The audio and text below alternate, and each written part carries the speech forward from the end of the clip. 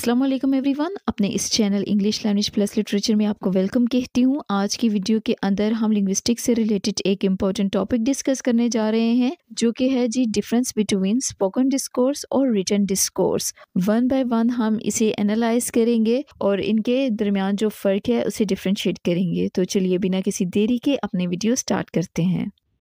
तो सबसे पहले अगर हम स्पोकन डिस्कोर्स की बात करें तो स्पोकन डिस्कोर्स आमतौर पे वर्बल कन्वर्सेशन पे मुश्तमिल होता है। या तो हम फेस टू फेस लोगों के साथ इंटरेक्ट करते हैं या फिर जो सी है ये हमारी कम्युनिकेशन वर्बल होती है। ऑल्दो इस कन्वर्सेशन के दौरान हम डिफरेंट टोन यूज करते हैं, पिच यूज करते हैं, समटाइम हम पॉसेस यूज करते हैं और इन तमाम तरीकों के जरिए से हम अपनी थॉट को, अपनी बातचीत को दूसरे तक इफेक्टिवली कन्वे कर पाते हैं। सपोज अगर हम किसी बात को गुस्से में कहेंगे या गुस्से की हालत में अगर हम कोई मैसेज कन्वे करना चाहेंगे तो हमारी जो टोन है वो ऊंची होगी, हमारी पिच ऊंची होगी। लेकिन जब कोई बातचीत नॉर्मल तरीके से की जाएगी उस वक्त हमारी जो आवाज की पिच होगी वो नॉर्मल होगी। और इसी तरह हम बातचीत के दौरान सम टाइम हम पॉसेस लेते हैं ताकि हमारी जो बात है वो दूसरे तक अच्छे से कन्वे हो सके, ठीक है, और दूसरा पर्सन उसे आसानी से अंडरस्टैंड कर सके। जबकि दूसरी तरफ हम रिटन डिस्कोर्स की बात करें तो ये रिटन टेक्स्ट पे मुश्तमिल होता है और थ्रू द राइटिंग हम अपनी बात को, अपनी थॉट को दूसरे तक कन्वे कर पाते हैं। और ऑल्दो हम इस रिटन टेक्स्ट के दौरान जो है सेंटेंस फॉर्मेशन को देखते हैं कि कौन सी लैंग्वेज हमने यूज की है, कैसा सेंटेंस स्ट्रक्चर यूज किया है, इसके अलावा वर्ड्स का चुनाव कैसा यूज किया है, और ये तमाम चीजें जो सी इफेक्टिवली यूज करके हम अपनी बातचीत को रिटन फॉर्म में जब दूसरों तक पहुंचाते हैं तो इसे रिटन डिस्कोर्स कहते हैं। नेक्स्ट देखा जाए तो स्पोकन डिस्कोर्स अनस्ट्रक्चर्ड होता है और आमतौर पे सुनने वाला या फिर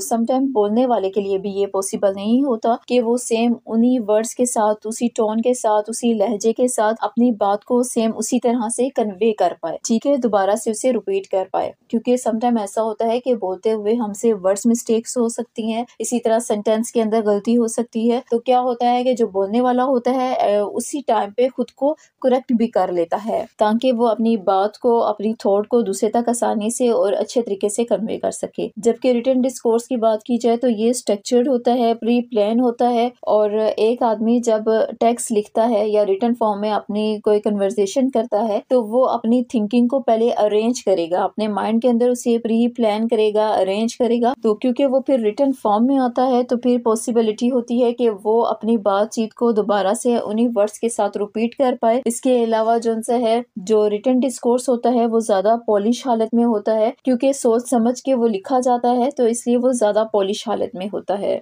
नेक्स्ट अगर बात की जाए तो स्पोकन डिस्कोर्स आमतौर पे इंटरलोकेटर होती है, यानी इसके अंदर वन वे कम्युनिकेशन भी हो सकती है और सम टाइम इस कन्वर्सेशन के अंदर दो या दो से ज्यादा बंदे भी इंटरफेयर कर सकते हैं। लेट्स सपोज अगर कोई एक बंदा बातचीत कर रहा है तो जो सुनने वाला है मे बी उसकी बात के साथ एग्री हो या एग्री ना भी हो, डिसएग्री हो, तब भी वो जो है इस बंदे को इंटरप्ट कर सकता है, ठीक है, और इस तरह से दूसरा पर्सन अपनी राय का भी इजहार कर सकता है। तो इस तरह से स्पोकन डिस्कोर्स के अंदर जो है वो इंटरप्ट किया जा सकता है, यानी वन वे कम्युनिकेशन भी हो सकती है, ये टू वे भी कम्युनिकेशन हो सकती है। और अगर कोई थर्ड पार्टी अपनी राय का इजहार करना चाहता है तो वो एट द स्पॉट अपनी राय का इजहार भी कर सकता है। और एट द होल हम कह सकते हैं कि स्पोकन डिस्कोर्स के दौरान दो या दो से ज्यादा बंदे इंटरप्ट कर सकते हैं, बातचीत कर सकते हैं। जबकि रिटन डिस्कोर्स की बात की जाए तो रिटन डिस्कोर्स के अंदर एक ही बंदे के पर्सपेक्टिव के लिहाज से लिखा जाता है और बिलफर्ज अगर किसी को एतराज भी होगा या इस पे कोई अपना फीडबैक देना चाहेगा तो वो एट द स्पॉट नहीं दे पाता, मे बी बाद में किसी कमेंट के जरिए से या फिर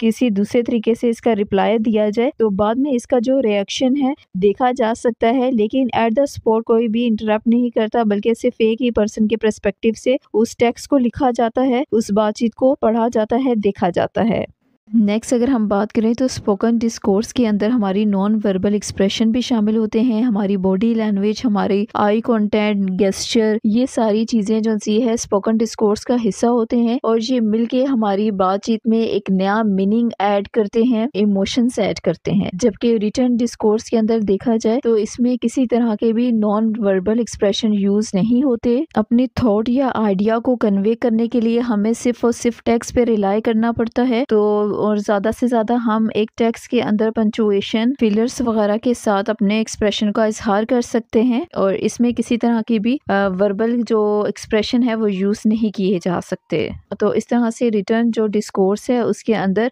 वर्बल एक्सप्रेशन यूज़ नहीं किए जाते। नेक्स्ट अगर बात करें तो स्पोकन डिस्कोर्स के अंदर पिच और इंटोनेशन दो पावरफुल टूल्स हैं जिनके ज़रिए से जब हम अपनी बातचीत को कन्वे करते हैं या किसी इंफॉर्मेशन को हम दूसरे तक पहुंचाते हैं तो हम इन चीज़ों को यूज़ करके यानी पिच और इंटोनेशन को यूज़ करके इफेक्टली अपनी बात को कन्वे कर पाते हैं। जबकि रिटन डिस्कोर्स की बात करें तो इसके अंदर हम इतने फ्लेक्सिबल तरीके से इंटोनेशन को, पिच को यूज़ नहीं कर सकते। स्पोकन डिस्कोर्स के अंदर लैंग्वेज जो यूज़ की जाती है उसे एनालाइज करना थोड़ा सा डिफ़िकल्ट होता है, थोड़ा सा चैलेंजिंग होता है क्योंकि ये स्क्रिप्टेड नहीं होती, एट द स्पॉट जो सी है वो बोली जाती है, अनस्ट्रक्चर्ड होती है और इसके अलावा साइड बाय साइड हम इसके अंदर डिफरेंट टोन यूज़ करते हैं, पिच यूज़ करते हैं, पॉसेस यूज़ करते हैं। तो ये सारी जो चीज़ें होती हैं ये मिलके एक लैंग्वेज को एनालाइज करने में मुश्किल पैदा करते हैं और मज़ीद इसके कि ये ओवरलैप भी कर रही होती है, यानी इसके अंदर दो या दो से ज़्यादा बंदे भी इन्वॉल्व हो जाते हैं तो उनकी जो लैंग्वेज होगी वो मे बी के डिफरेंट हो। ठीक है, तो एक ही टाइम के अंदर दो या दो से ज्यादा बंदे जो से वो लैंग्वेज यूज कर रहे होंगे और डिफरेंट तरीके से वो यूज कर रहे होंगे, तो इस तरह से लैंग्वेज को एनालाइज करना थोड़ा सा मुश्किल हो जाता है। जबकि रिटन डिस्कोर्स की बात करें तो ये वेल ऑर्गेनाइज होती है और इस वजह से रिटन डिस्कोर्स की जो लैंग्वेज है उसे एनालाइज करना, उसकी ग्रामर को, उसकी वोकैबुलरी को, उसके सिंटैक्स को अंडरस्टैंड करना, उसको एनालाइज करना ज़्यादा इजी हो जाता है।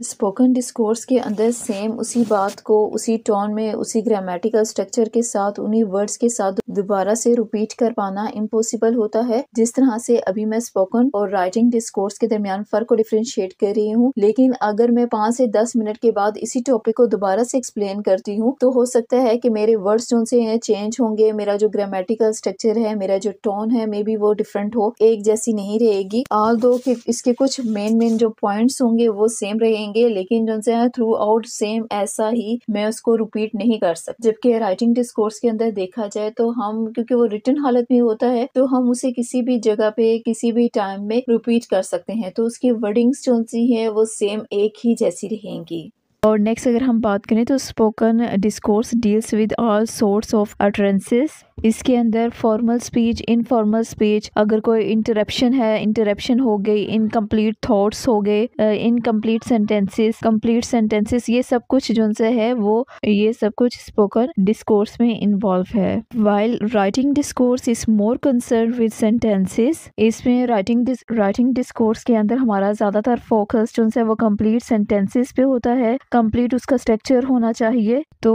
हम कह सकते हैं कि जो रिटन डिस्कोर्स है वो एक मुकम्मल फॉर्मल प्रेजेंटेशन ऑफ थॉट्स है। तो हम कह सकते हैं कि जो राइटिंग है वो मुकम्मल फॉर्मल प्रेजेंटेशन ऑफ थॉट्स है। मजीद इसके अगर हम स्पोकन डिस्कोर्स की बात करें तो इसके अंदर जो करेक्शन होती है at the time of speaking, correction इसकी पॉसिबल हो सकती है। और अगर स्पोकन डिस्कोर्स के दौरान हमारे वर्ड्स गलत होते हैं, सेंटेंस गलत होता है या हमारी जो थॉट है वो गलत कन्वे होती है, और जैसे जैसे हमारी कन्वर्सेशन आगे बढ़ती है हम इसको करेक्ट कर सकते हैं। जबकि राइटिंग डिस्कोर्स के अंदर देखा जाए तो इसमें करेक्शन को फाइंड आउट करना थोड़ा सा डिफिकल्ट होता है, एट द टाइम हम उसकी समटाइम करेक्शन नहीं भी कर पाते। स्पोकन डिस्कोर्स के अंदर साइलेंस, पॉसेस, फिलर्स वगैरह शामिल होते हैं। आमतौर पे इनका कोई खास मतलब नहीं होता, ग्रामेटिकल मतलब नहीं होता, लेकिन क्या होता है कि इससे गेस किया जा सकता है कि जो बोलने वाला है, जो स्पोकन डिस्कोर्स यूज कर रहा है, वो थिंकिंग प्रोसेस में है। क्योंकि अक्सर हम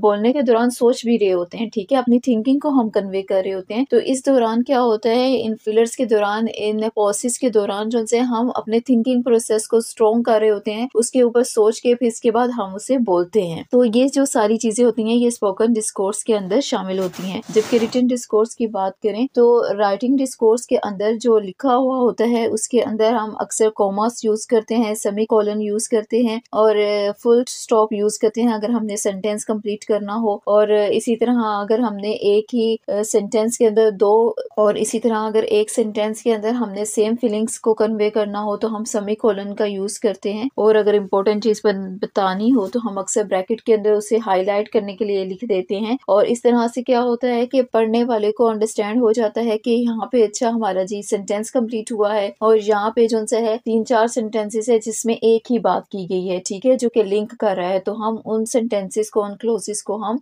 कॉलम के साथ जोड़ देंगे। इस तरह से हम, और अगर सपोज कोई इंपॉर्टेंट बात है तो वो इन्वर्टेड कॉमा के अंदर की गई है, तो पढ़ने के दौरान हमें जो है इन इम्पोर्टेंट चीजों का भी पता चल जाता है, जो कि हम comma, semi colon, full stop, brackets वगैरह के यूज से जाहिर करते हैं। और इसके अलावा स्पोकन डिस्कोर्स के दौरान हमारा जो एक्सेंट है, हमारी जो टोन है, वो बहुत ज्यादा जरूरी होती है कि हम किस तरह से बात को कन्वे करते हैं। और बातचीत करना ये एक तरह का टूल होता है जिसके जरिए से हम अपनी ऑडियंस को एंगेज कर सकते हैं। तो अगर हम इस बातचीत के दौरान वर्ड्स को अच्छे तरीके से प्रोनाउंस करेंगे और जो है ठहर ठहर कर बोलेंगे, हमारा एक्सेंट अच्छा होगा, जिसकी वजह से दूसरा बंदा आसानी से हमें अंडरस्टैंड कर पाएगा। जबकि राइटिंग डिस्कोर्स के अंदर ऑफ कोर्स इस तरह की कोई चीज नहीं होती, क्योंकि हर चीज हमें रिटन हालत में मिलती है, ठीक है। तो बस इसके लिए जरूरी होता है कि जो पढ़ने वाला है उसे पढ़ना तो जरूर आना चाहिए। तो जिस भी राइटिंग के अंदर हमारा टेक्स्ट लिखा हुआ है, पढ़ने वाले को उसका आइडिया होना चाहिए, उसके बारे में पता होना चाहिए, तभी वो अच्छे तरीके से उसको टेक्स्ट को रीड कर पाएगा, उसे एनालाइज कर पाएगा। स्पोकन डिस्कोर्स के अंदर देखा जाए तो स्पीकर और लिसनर के दरमियान एक रिलेशनशिप कायम रहता है, और